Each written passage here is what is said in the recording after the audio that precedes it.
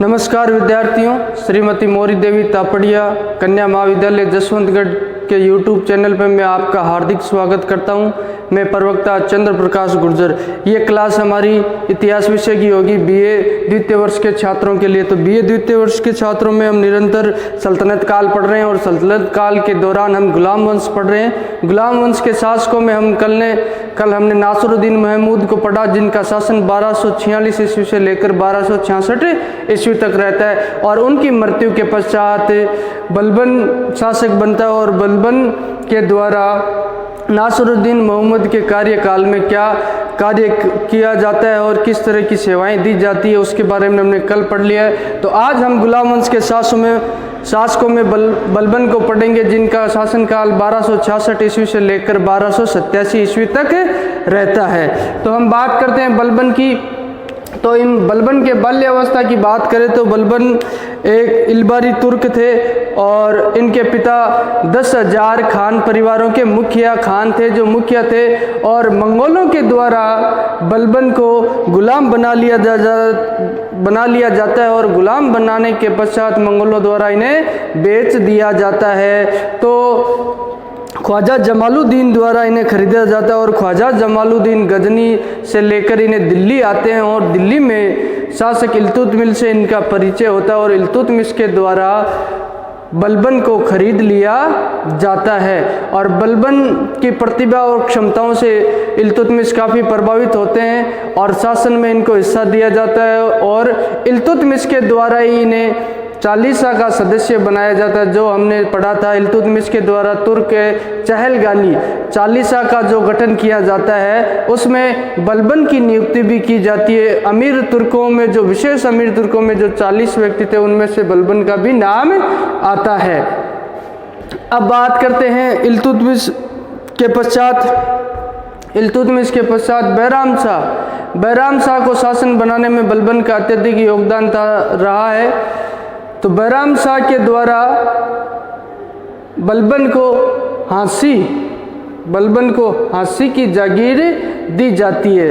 बलबन का राजनीतिक क्षमताएं बढ़ती जाती है और बलबन को हांसी की जागीर बैराम शाह द्वारा दी जाती, क्योंकि बैराम शाह को तख्त पर आसीन कराने में बलबन का अत्यधिक सहयोग रहा था। रजिया सुल्तान को तख्त से उतारने में बलबन का अत्यधिक सहयोग रहा था।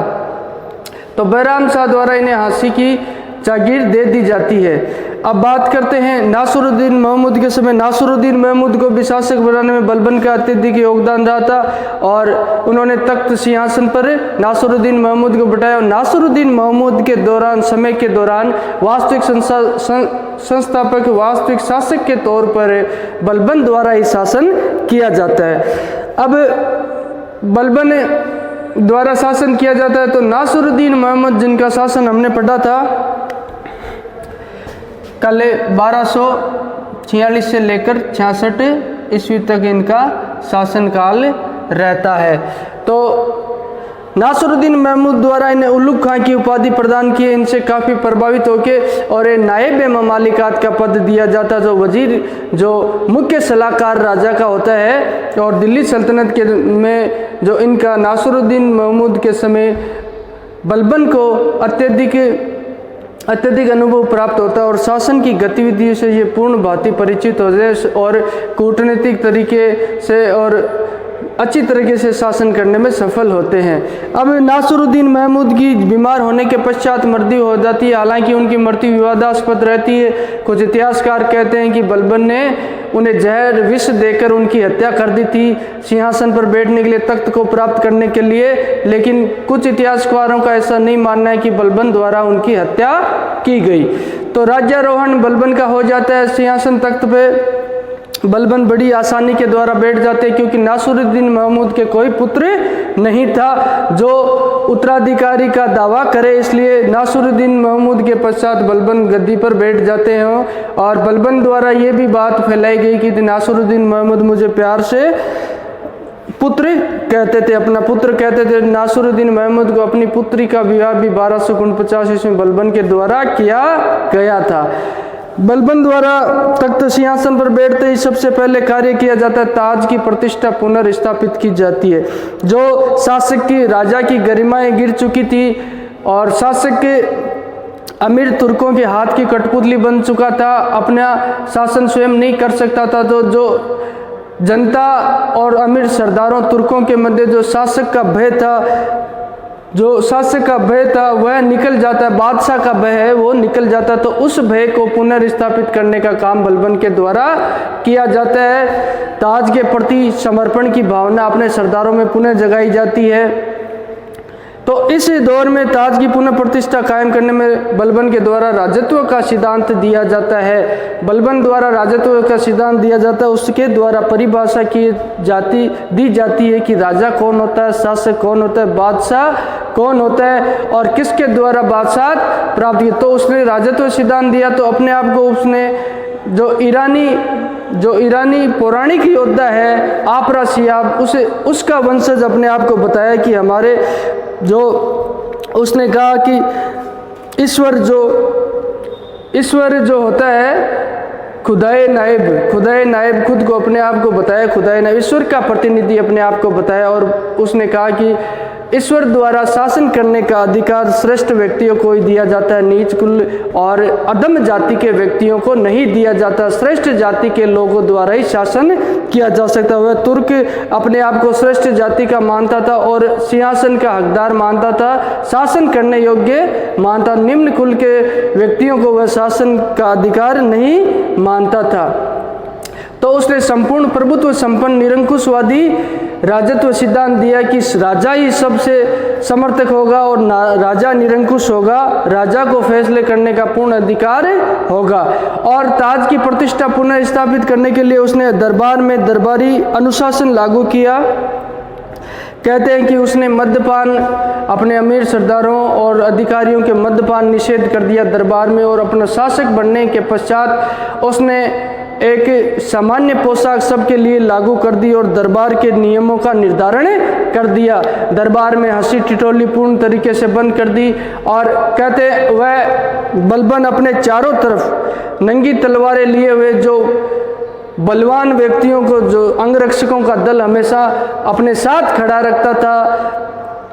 बलबन के द्वारा दरबार में गंभीरता लाई जाती है। वह अपने व्यवहार में भी गंभीरता दर्शाने लग जाता है, पूर्णतः गंभीर हो जाता है। और एक बार कहते जब उसके पुत्र मोहम्मद खां की मृत्यु का समाचार उसे मिलता है, लेकिन वो थोड़ा बहुत भी विचलित नहीं होता है और दरबार में पूर्णतः काम करते रहे, राजकीय कार्य करता रहता है। हालांकि वो अपने महलों में जाकर उसका विलाप करता है, अपने पुत्र का दुख प्रकट करता है और महलों में बुरी तरह से रोता है। ये अपने व्यवहार में उसने डाल लिया बलबन में। उसे पता था कि तुर्क अमीरों का हस्तक्षेप काफ़ी है।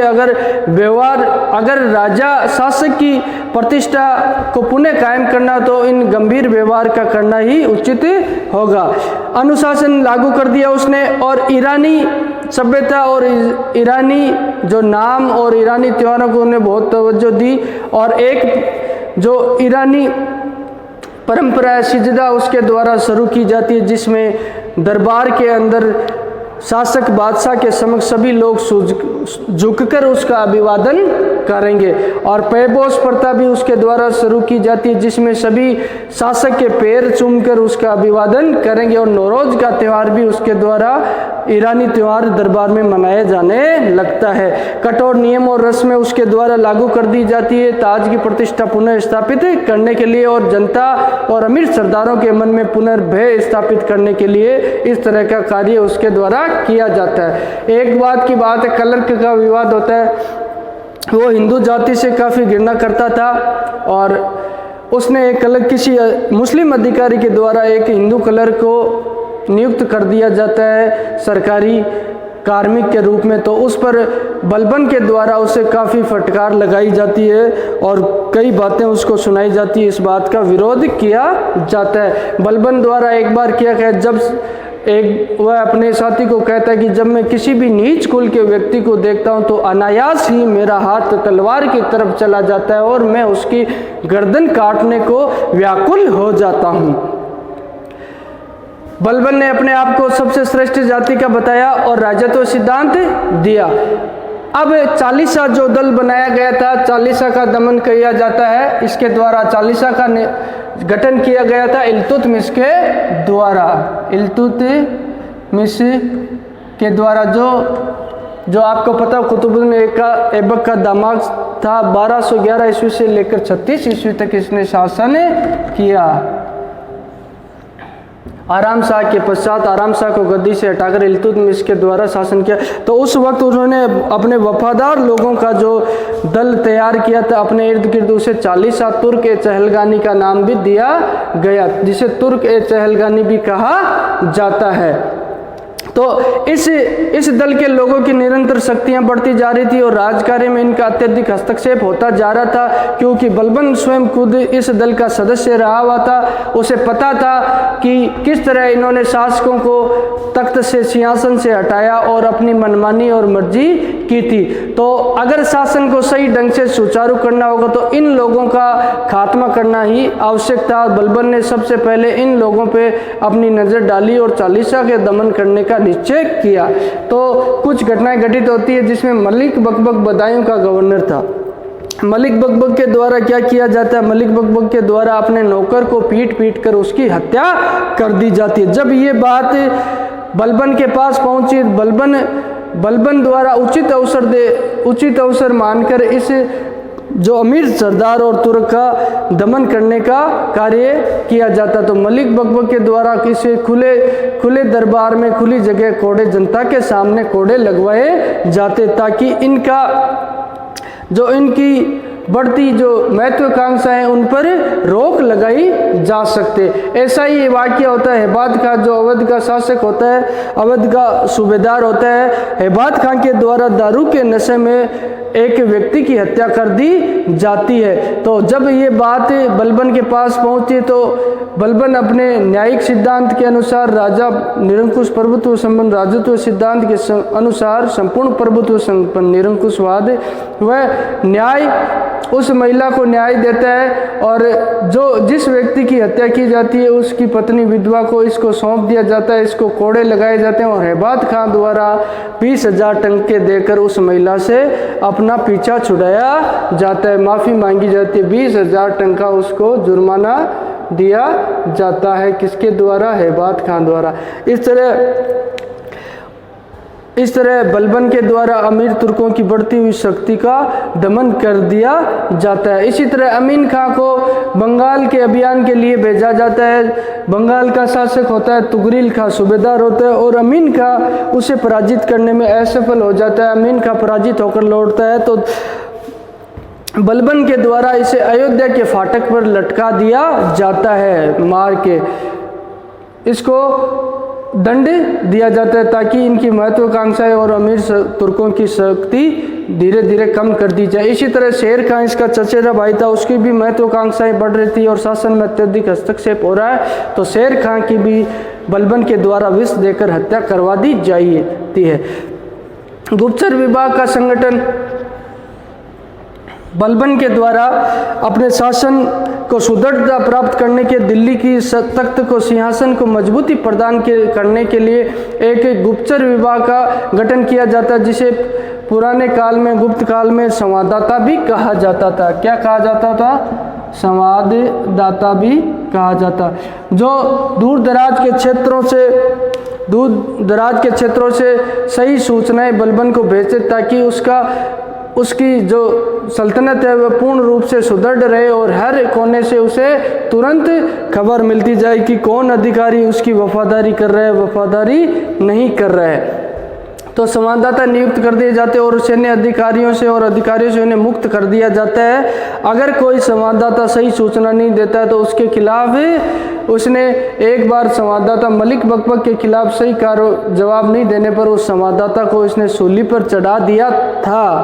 तो राज्य को सुदृढ़ता प्रदान करने के लिए गुप्तचर विभाग का संगठन इसके द्वारा किया जाता है और सेना का पुनर्गठन भी बलबन के द्वारा किया जाता है। सेना में पुराने समय में जो उसका रिकॉर्ड था, इसने सेना का पुनर्गठन किया और उस रिकॉर्ड को खंगाला। सेना में जो सैन्य अधिकारी थे, सैनिक थे, उनको जो जागीरें प्रदान की गई थी, उन जागीरों की इसके द्वारा जांच करवाई गई और उन्हें पुनः खालसा भूमि में परिवर्तित कर दिया। खालसा भूमि से हमारा तात्पर्य है खालसा, जो जागीरें सैनिकों को दी थी उनसे खालसा यानी राजकीय घोषित कर दिया जाता है। खालसा का अर्थ होता है राजकीय, जिस पर सीधा राजा का अधिकार होता है और उसे खालसा भूमि कहा जाता है। तो सैन्य विभाग का पुनर्गठन किया जाता है। जो बुजुर्ग और बूढ़े सैनिक थे उनको सेवा से मुक्त कर दिया जाता है और उनकी जागीरें जब्त कर ली जाती है और उनके गुजारे के लिए पेंशन वजीफे की व्यवस्था कर दी जाती है। जो सैनिक शहीद हो गए थे और मृतक सैनिकों के परिवारों को भी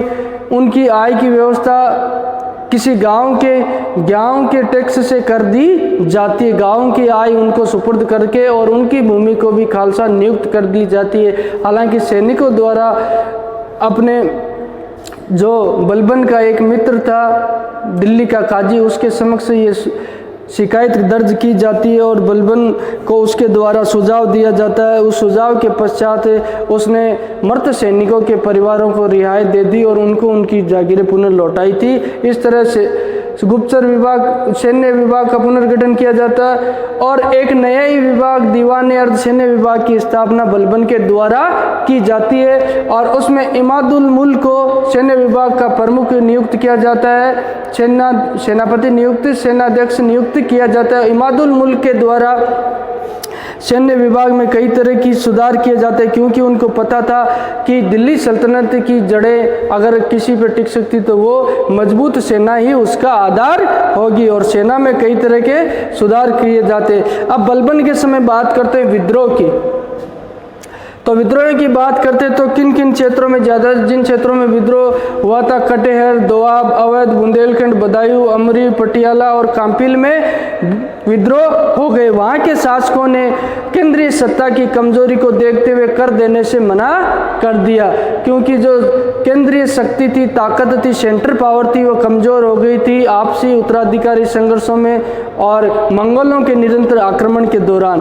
तो रुहेलखंड, बदायूं, अमरोह, पटियाला, कांपिल, कटेर, दोआब, अवध यहाँ के शासकों और सूबेदारों द्वारा विद्रोह कर दिया जाता है और केंद्रीय सत्ता की अधीनता मानने से अस्वीकार कर दिया जाता है। तो इनके खिलाफ, विद्रोहियों के खिलाफ बलबन के द्वारा सैन्य कार्रवाई की जाती है और इन्हें पुनः अधीनता स्वीकार करवा दी जाती है। कटेर में कई जातियों, राजपूत जातियों ने लूटपाट शुरू कर दी और सैन्य कोष और राजकीय कोष को लूटना शुरू कर दिया और कहते हैं कि दोपहर की नमाज के बाद दिल्ली के दरवाजे भी बंद करने को मजबूर होना पड़ा क्योंकि लूटपाट करने के लिए वे दिल्ली तक आने लगे और उनकी महिलाओं के गहने आभूषण भी लूट कर ले जाते थे। इन से निजात पाने के लिए बलबन के द्वारा सैन्य कार्रवाई की जाती है। कटेर में बड़ी विभत्स कार्रवाई की जाती है और सभी व्यक्तियों को मौत के घाट उतार दिया जाता है। उनकी पत्नियों और बच्चों को गुलाम बना लिया जाए ताकि जनता के मन में खौफ हो और पुनः इस तरह के विद्रोह नहीं किए जाए। कुछ क्षेत्रों में शासकों द्वारा नाम मात्र की अधीनता इसके द्वारा स्वीकार की जाती है बलबन के द्वारा। अब इस तरह बलबन ने विद्रोहों का दमन किया। उसके पश्चात बात करते बंगाल की। तो बंगाल जो सूबा है, जो केंद्रीय शक्ति दिल्ली है उससे काफ़ी दूर रहता है और दिल्ली के शासकों के लिए हमेशा ही बंगाल का सूबा है जो समस्या प्रद रहता है। तो बंगाल के शासकों ने, सूबेदारों ने अवसर पाकर समय समय पर विद्रोह किया। तो इसी तरह का विद्रोह का सामना बलबन के द्वारा ही करने को दिखाई देता है और बलबन के द्वारा बहुत ही क्रूर तरीके से इस विद्रोह का दमन किया जाता है। तो वहाँ का सूबेदार तुगरिल खां था, बलबन का सूबेदार और शासक तुगरिल खां था जिसने बलबन की अधीनता स्वीकार की थी, लेकिन बढ़ते हुए मंगोल आक्रमण और आपसी संघर्ष, अमीर तुर्कों के संघर्ष के दौरान उसने अवसर पाकर अपने आप को स्वतंत्र शासक घोषित कर दिया और दिल्ली की अधीनता मानने से अस्वीकार कर दिया। स्वतंत्र शासक की तरह वह व्यवहार करने लग गया। इस बात का जब बलबन को पता चलता तो बलबन काफ़ी क्रुद्ध होता है और उसके खिलाफ सैन्य कार्रवाई करने का निर्णय लेता है। तो सैन्य कार्रवाई के दौरान अमीन खां को सेना देकर और सैन्य अध्यक्ष नियुक्त कर बंगाल में तुगरिल खां के विरुद्ध भेजा जाता है। लेकिन अमीन खां तुगरिल खां को बंदी बनाने में और उसे पराजित करने में असफल होता है। इस बात से बलबन अत्यधिक क्रुद्ध होता है और अमीन खां को अयोध्या के फाटक पर जिंदा लटका दिया जाता है, सूली पे चढ़ा के, और इस तरह अमीन खां की हत्या कर दी जाती है। दूसरी बार सैन्य अभियान भी भेजा जाता है तिरमित के नेतृत्व में, लेकिन तिरमित भी असफल हो जाता है और उसके साथ भी वही व्यवहार किया जाता है जो अमीन खां के साथ किया जाता है। तीसरी बार भी सैन्य अभियान भेजा, लेकिन वो भी असफल रहा। चौथी बार स्वयं बलबन अपनी सेना 2 लाख सेना लेकर अपने पुत्र बुगरा खां के साथ तुगरिल खां के विद्रोह का दमन करने के लिए निकलता है दिल्ली से। तो तुगरिल खां क्या करता है, बंगाल से भाग जाता है और बंगाल से लखनौती की तरफ, बंगाल की राजधानी लखनौती, यहाँ से जब उसे पता चलता है कि बलबन अपनी सेना लेकर आ रहा है आक्रमण करने के लिए, तो वह लखनौती से पूर्वी बंगाल की तरफ भाग जाता है, अपनी राजधानी को छोड़ जाता है। लेकिन बंगाल में बलबन पहुंचते ही उसके निरंतर उसका पीछा करता है और अंत में उसे पकड़ लिया जाता है। पकड़कर उसकी हत्या कर दी जाती है। हत्या करने के पश्चात वहाँ की जनता और शासकों में भय का माहौल व्याप्त करने के लिए बलबन के द्वारा उनके साथ बहुत ही क्रूर व्यवहार किया जाता है। बलबन के द्वारा जो तुगरिल खां के समर्थक थे और उनके परिवार वाले और उनके अनुयायियों के खिलाफ बहुत ही विभत्स कार्रवाई की जाती है और उनको जिंदा मौत के घाट उतार दिया जाता है। कहते हैं 2 मील तक उसने किले ठुकवाई और पट्टियों में उनके जो अनुयायी और समर्थक थे उन्हें जिंदा किले ठुकवा कर मरवाया गया, ताकि वहाँ की जनता देखे और वहाँ के शासक देखे पुनः किसी के द्वारा विद्रोह करने की ताकत नहीं जुटाई जाए। तो इस तरह बंगाल में विद्रोह का दमन इसके द्वारा कर दिया जाता है। अब निरंतर मंगोल आक्रमण भी पश्चिमोत्तर सीमा पर बढ़ते जाते हैं। ये हमने बात की थी, जब से दिल्ली सल्तनत की स्थापना हुई तब से मंगोल आक्रमण निरंतर बढ़ते जाते हैं। उसी दौरान बलबन के समय भी मंगोल आक्रमण बढ़ते जाते, तो मंगोल आक्रमणों ने लाहौर तक अधिकार कर लिया था। तो बलबन के द्वारा इन आक्रमणों से निजात पाने के लिए क्या उपाय किए जाते हैं, तो बलबन क्या करता है, जो सीमांत प्रांत होते हैं पश्चिमोत्तर, जो उत्तर पश्चिम का क्षेत्र है भारत में, हमेशा विदेशी आक्रमण इसी क्षेत्र से होते हैं। ये मैंने आपको पहले भी बताया है। उत्तर पश्चिमी क्षेत्र, इनका विभाजन कर दिया जाता है दो प्रांतों में, सुन्नम और समाना नाम से इनका विभाजन किया जाता है। और यहाँ पर अपने चचेरे भाई शेर खां की नियुक्ति की जाती है और अपने ज्येष्ठ पुत्र मोहम्मद खां और बुगरा खां की नियुक्ति कर दी जाती है। जब शेर खां की मृत्यु हो जाती है, शेर खां जब तक नियुक्त था उसने मंगलों का बड़ी सावधानी से उनका आक्रमणों का विरोध किया और उनको पीछे धकेल दिया। जब इसकी मृत्यु हो जाती है तो उसके पश्चात उसके पुत्र मोहम्मद खां ने बड़ी ही योग्यता के साथ मंगोलों का आक्रमण का विरोध किया और मंगलों को रोका रखा। जब 1286 ईस्वी में मोहम्मद खां की मृत्यु हो जाती है तो मंगोल आक्रमण के दौरान सामना करते करते 1286 ईस्वी में मोहम्मद की मृत्यु हो जाती है, जो कि शहजादा था, बलबन का सबसे ज्येष्ठ पुत्र था। और बलबन की वृद्धावस्था में इस तरह उसकी मृत्यु हो जाती है तो बलबन काफ़ी टूट जाता है, क्योंकि मंगोल आक्रमणों का बहुत ही सावधानी पूर्वक और बहुत ही योग्यता और काबिलियत के साथ मोहम्मद खां द्वारा विरोध किया जाता है। और बुगरा खां की नियुक्ति फिर बंगाल में कर दी जाती है। जब बंगाल अभियान किया जाता है तो बंगाल अभियान के दौरान बंगाल अभियान को समाप्त कर जब बलबन आश्वस्त हो जाए कि पुनः इस तरह का विद्रोह नहीं होगा, तो बंगाल में अपने पुत्र बुगरा खां को नियुक्त कर देता है और उसे कहता है कि देख लेना, अगर बंगाल के शासक द्वारा दिल्ली के प्रति वफादारी नहीं रखी गई तो उसके साथ यही सलूक होगा जो तुगरिल खां के साथ हुआ और उसकी अनुयायियों और उसके परिवारजनों के साथ भी वही सलूक होगा।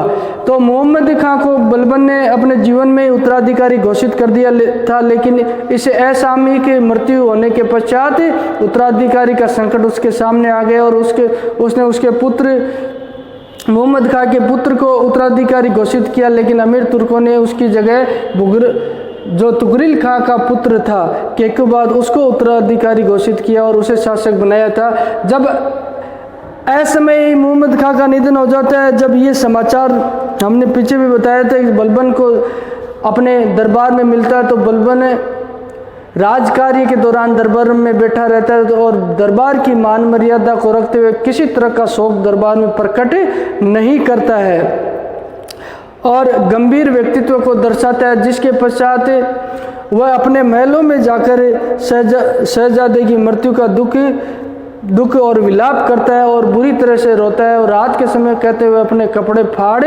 लेता था। जब ये उसकी मृत्यु हो जाती है तो बलबन उस वक्त 86 वर्ष की आयु में था, वृद्धावस्था में, और बलबन बुरी तरीके से टूट जाता है। बलबन टूट जाता है और ये आघात उसकी मृत्यु का ही कारण बनता है और इस तरह बलबन की मृत्यु हो जाती है।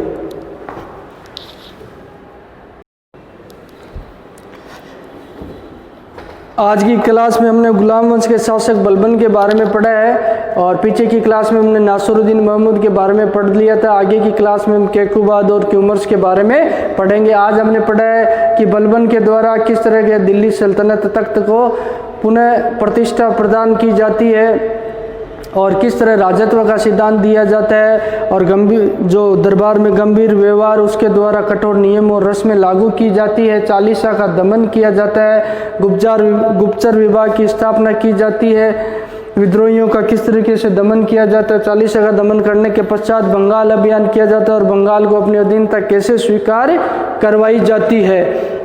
और असमय अपने पुत्र का निधन होने के पश्चात बलबन इस आघात को, इस दुख को सहन नहीं कर पाता है और उसकी भी मृत्यु हो जाती है। और ये बलबन का कार्यकाल रहता है। बलबन के द्वारा क्या क्या सुधार किए जाते हैं इनके बारे में हमने जाना है, किस तरह दिल्ली सल्तनत को सुदृढ़ता प्रदान की जाती है। तो बोलिए, यहाँ तक कुछ समझ में नहीं आ रहा है, किस तरह की समस्या हो, शंका हो, आपको पूछना हो तो निसंकोच पूछिए आप कमेंट्स के ज़रिए और अपने वीडियो को लाइक सब्सक्राइब कीजिए और इसको ज़्यादा से ज़्यादा शेयर कीजिए। आज की क्लास में हम इतना ही पढ़ेंगे। बहुत बहुत धन्यवाद।